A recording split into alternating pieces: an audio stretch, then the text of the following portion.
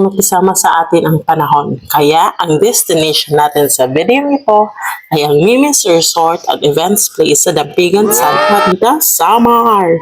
At dahil nasa Samar tayo pupunta, dadaan tayo sa San Juanico Bridge.